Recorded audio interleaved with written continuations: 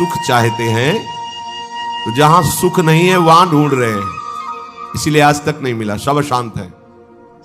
आपको तो जो जो चीजें चाहिए, जो वस्तुएं, धन संपत्ति, पद की आकांक्षा रखते हैं, तो आपको लगता है अगर ये मिल जाते तो मैं सुखी हो जाता। अपने को ऐसे बहुत मिले हैं जिनके पास आप चाह रहे हैं, उनकी बहुत मात्रा में संग्रह किया हुआ है, बहुत अधिकारिता है, बड़ा पद है, खूब ऐश्वर्य है, जगत में उनका नाम है, सम्मान है, पर हृदय जल रहा है, हृदय अशांत है। क्यों? क्योंकि जहां शांति प्राप्त होती है वहां उनका संबंध ही नहीं है। अशांतस्य कुतः सुखम, जिसका चित्त अशांत है उसे सुख कैसा? ब्रह्म। कुछ वर्ष की आयु, शरीर समाप्त हुआ, न पद रह गया, न संपत्ति रह गई, न नाम रह गया, न व्यवहार रह गया, न परिवार रह गया, अकेले अपने कर्मों की पोटली बांध करके फिर नया जन्म, फिर वही पढ़ाई लिखाई, दुनिया का प्रपंच, नहीं तो अन्य योनियों में कीड़ा मकोड़ा, पशु पक्षी। विश्राम कहां है? अध्यात्म योग में।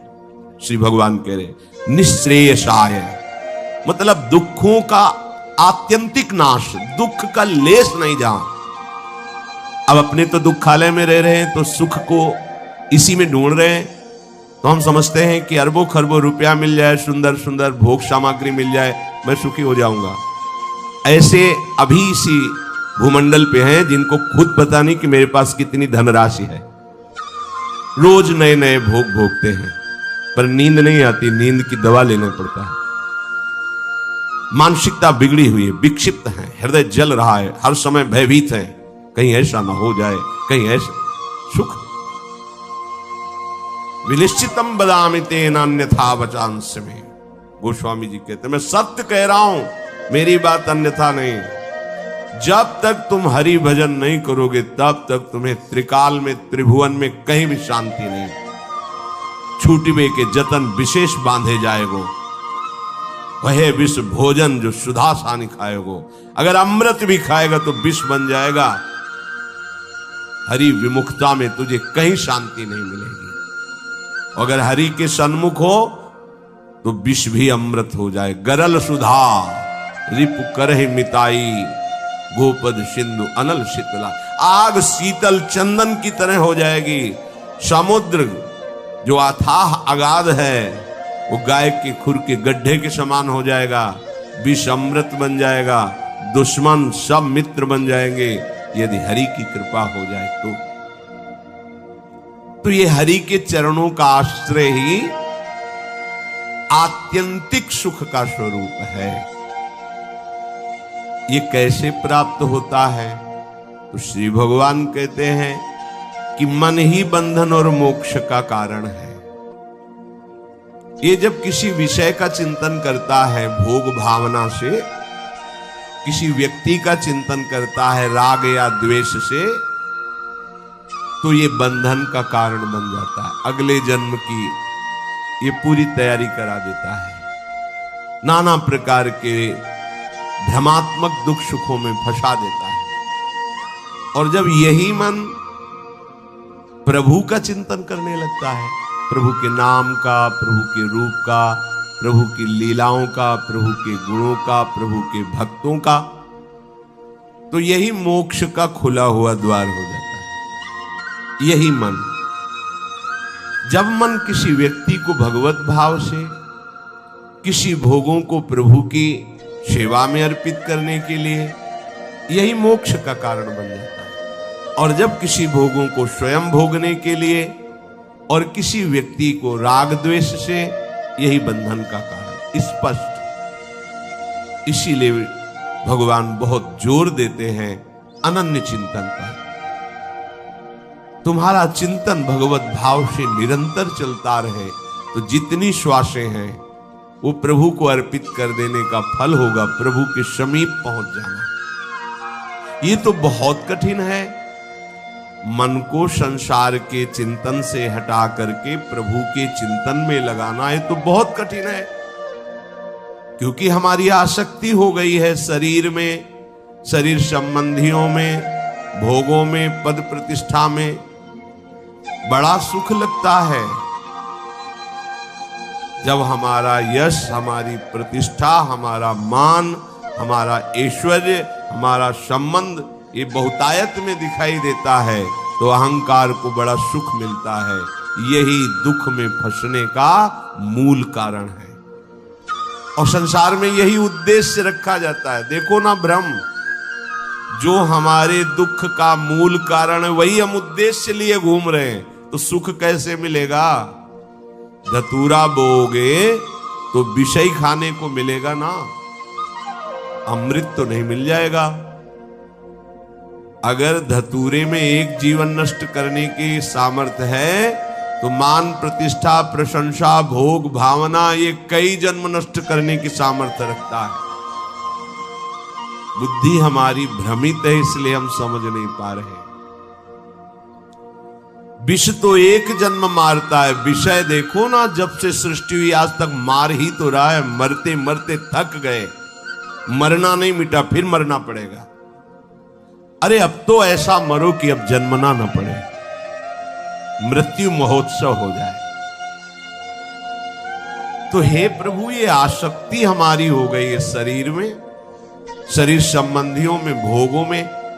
तो जहां हमारी आसक्ति होती वहीं हमारा मन चित्त चिंतन करता है।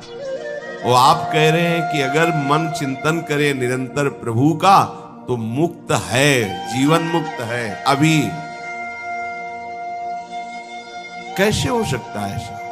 तो श्री भगवान ने कहा, प्रसंगमजरम पाशमात्मनः कवयो विदुः स एव साधु सुकृतो मोक्ष द्वारमपावृतम्। खुला हुआ मोक्ष का द्वार खुल गया। क्या?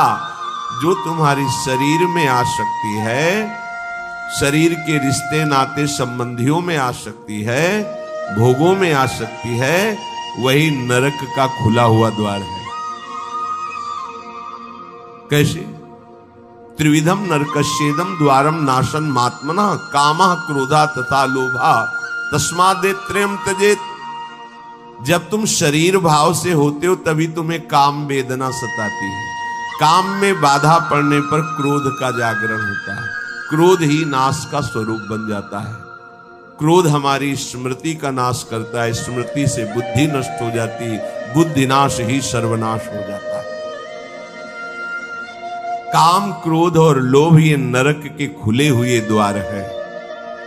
अगर यही आसक्ति प्रभु के प्रेमी महात्मा के चरणों में हो जाए तो कह रहे हैं मोक्ष द्वारम अपावृतम, खुल गया मोक्ष का द्वार। अब बस केवल प्रवेश करना है, अर्थात उनकी आज्ञा का पालन करना है। जो आसक्ति शरीर में, भोगों में, संबंधियों में है, यदि वो श्री भगवान के प्रेमी महात्मा सदगुरुदेव के चरणों में हो जाए तो मोक्ष का खुला हुआ द्वार है। अजात शत्रुवः, अगर एक भी व्यक्ति के प्रति शत्रु भाव रहेगा तो यहां लौट के आना पड़ेगा। एक भी व्यक्ति से आसक्ति हो गई तो लौट के आना पड़ेगा। मृग के बच्चे से हुई मृग बन गए, पुरंजनी से हुई पुरंजनी बन गए। हमारी ऐसी भगवत भावना बढ़े कि पूरी सृष्टि में कोई एक भी शत्रु ना हो।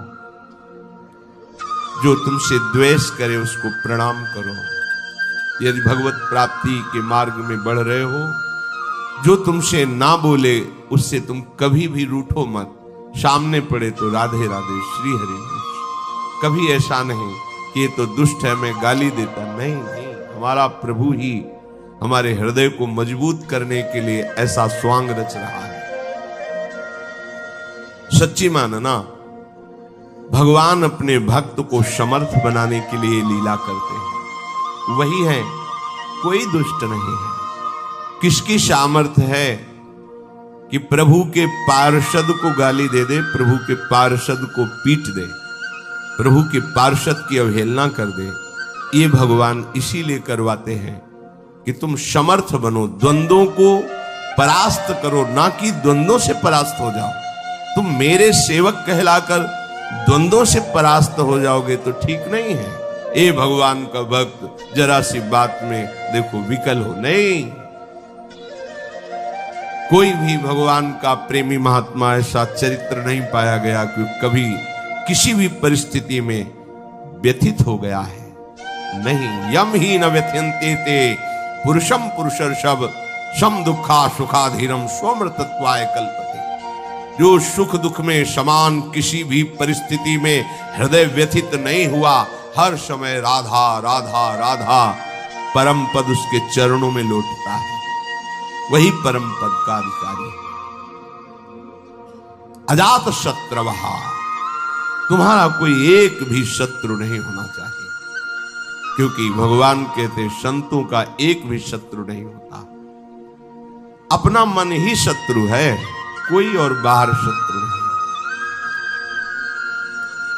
जब तक आप अपने मन को प्रभु के चरणों में नहीं लगाते, तब तक ये जाल फैलाता रहता है। एक को मित्र बनाएगा, एक को शत्रु बना लेगा, एक में राग कर लेगा, एक में द्वेष कर लेगा और हमारे नए जन्म की व्यवस्था कर देगा।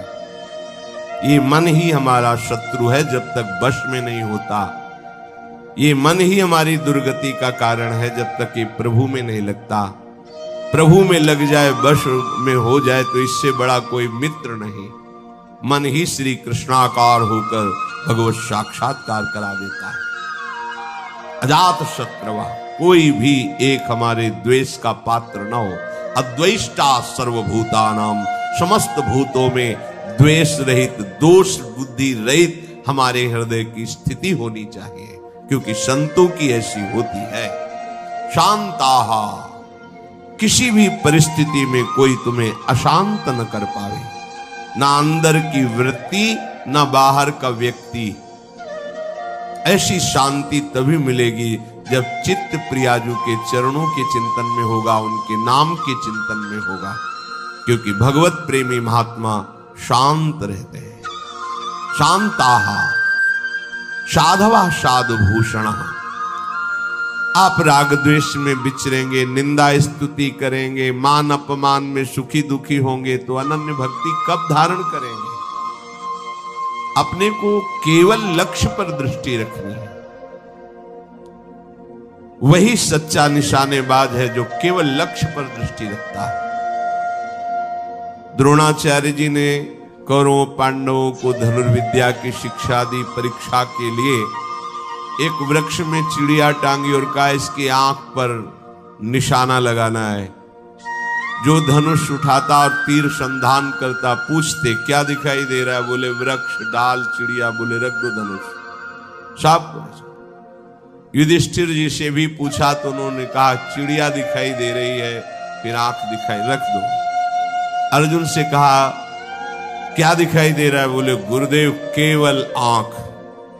बोले वेद दे, बस लक्ष्य दिखाई देना चाहिए, तो कुछ भी आपको, कोई भी आपको, कहीं भी आपको परास्त नहीं कर सकता। लक्ष्य श्यामा श्याम, श्यामा श्याम का स्मरण कोई परास्त नहीं कर सकता। लक्ष्य रहित होकर घूमोगे तो सब तुम्हें व्यथित कर देंगे। काम क्रोध लोभ मोह मद मत्सर, ये सब हृदय में ही ये प्रहार करते हैं। बाहर का प्रहार तो कोई भी सह सकता है, लेकिन हृदय के प्रहार को बड़े बड़े वीर नहीं सह पाते। साधक हृदय के प्रहार को सहता है, इसलिए उससे बड़ा कोई वीर नहीं होता। सबसे बड़ा सुभट साधु होता है जो काम क्रोध आदि के वार को हंसते हुए सहकर भगवान की तरफ बढ़ता है। जो विश्व में विश्व विजेता धनुर्विद्या के प्रकांड ज्ञानी, युद्ध क्षेत्र में सदैव विजय प्राप्त करने वाले रहे, वो भी घुटने टेक दिए काम क्रोध के आगे। लेकिन साधु अहंकार रहित होकर पूरे जीवन इनसे युद्ध करता हुआ आगे बढ़ जाता है। इसीलिए सा जयति जयति जग उच्चरे, पूरा संसार ब्रह्मा जी तक